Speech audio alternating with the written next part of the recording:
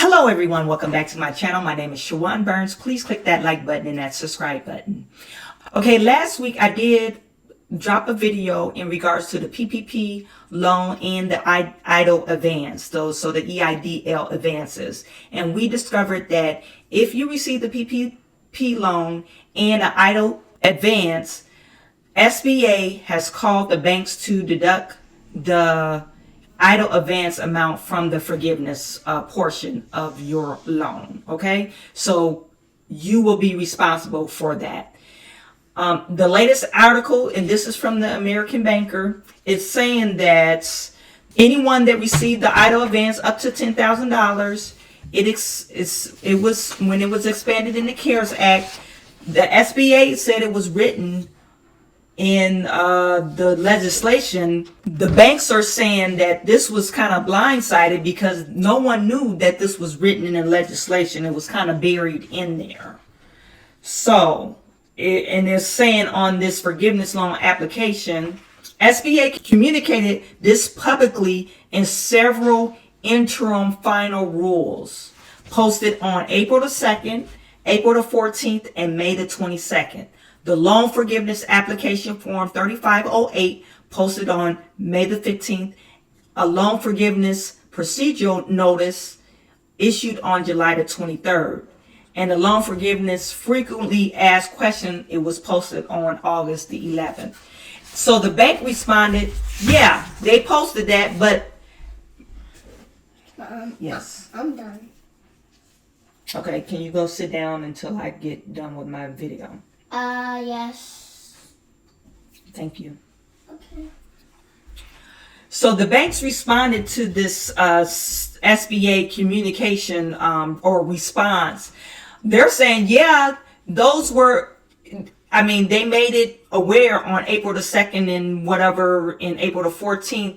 Yeah, it might have been in these interim final rules, but they had millions of applicants already processed during that time. And also the SBA was in charge for the EIDL advances, and they did not communicate to the lenders who received those advances. The SBA basically blindsided the bankers or the lenders, and also blindsided the business owners. They said Senator Ben Cardin has drafted a letter to repeal the requirements for the SBA to deduct the amount of any EIDL advance from the borrower's PPP forgiveness amount. So the banks are also urging the SBA to halt on implementing the requirements to avoid the financial shock to the business owners that's already been suffering because of the pandemic.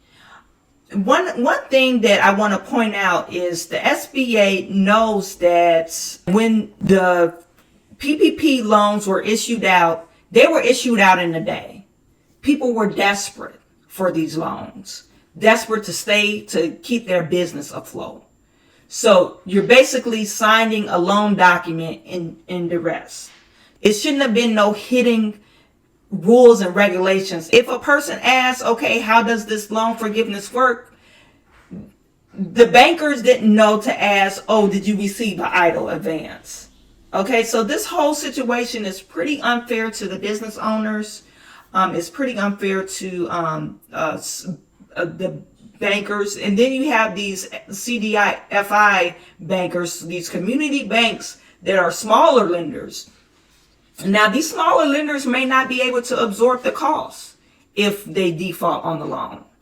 The larger banks may, but these small lenders, if they transfer these balances over to these small CDFI banks, they might not be able to absorb the cost. So now the SBA is compiling another problem that we might have to face going under because they can't absorb the cost of defaulted loans.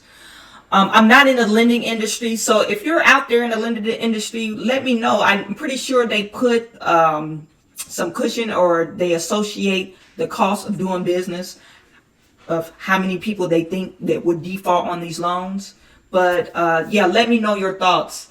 Will these banks, or especially these smaller community banks, if they were to foot the bill or if the small business owners that receive these advances and had to pay them back, do you think they will absorb the cost or will be financially able to absorb the cost on these defaulted loans? Another thing that was pointed out in this article, when the lenders first heard about this, they felt that it wasn't the intent of Congress to effectively trap 1 million vulnerable businesses with unexpected debt. So basically, they're saying that we know it wasn't done intentionally, but this was written, whoever wrote this legislation and did the interim bills and the final mock-up of these bills, this is what is written. And they know it wasn't intentionally, but it is so. So, in order to comply with the CARES Act, they have to deduct the advances. The SBA is basically saying, hey, we have to comply by the rules and regulations that was written in the bill. You have to realize that $20 billion was issued out in these advances. About 1 million of these advances, 1 million of these business owners actually received a PPP loan. Okay. So you got a big balance.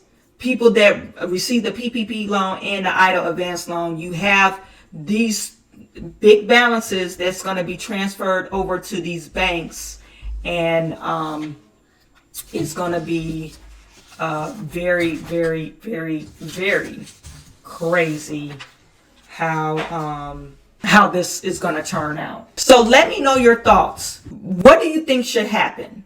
Okay? And put that in the comment section. I want to encourage you guys to follow me on Instagram and on Facebook. I am readily and available to answer any questions that you have in regards to the EIDL loan and the PPP loan. Okay? I am sending all my good to you, and I will talk to you soon.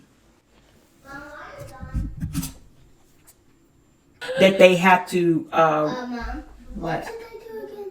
Just sit there, draw a picture, Chase. You gotta stop interrupting me.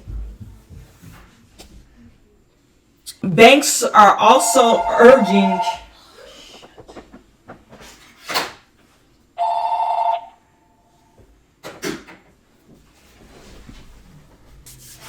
the banks are also urging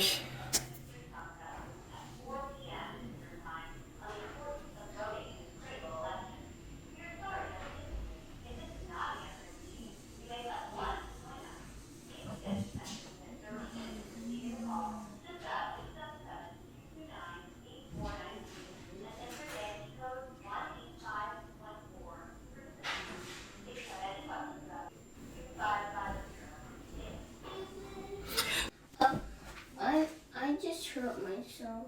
okay.